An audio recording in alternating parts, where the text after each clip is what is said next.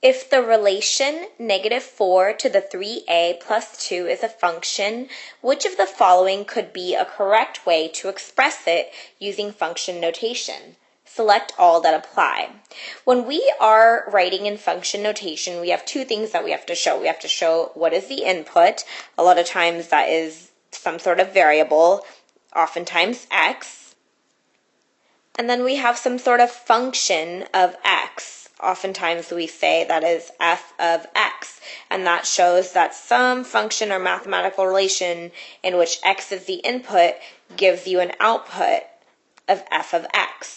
So let's take a look at this one specifically. In this case, we don't have x as the input. We have the letter a being used to show the input, and we can use any other letter other than a to show the function of a. Let's use the most common one first, f of a. So the function of a, in which a is the input, is -4 to the 3a plus 2, and this shows you that the function that's being done to a, the input, is this right over here. So we've got that as an option. We can use any other letter. It doesn't have to be f of a. We could use g of a, we could use z of a, we could use y of a.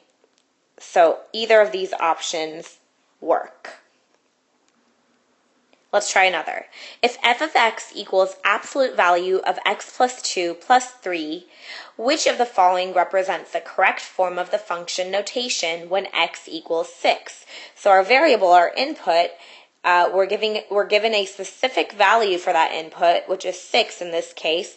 We simply want to input 6 for all values of x in that function to show what is the value of the function when the input equals 6. So instead of saying any old x, we'll use 6. The f of 6 equals the absolute value of, again, there's where x pops up, so we'll use 6 in this case, 6 plus 2 plus 3, which we have right over here.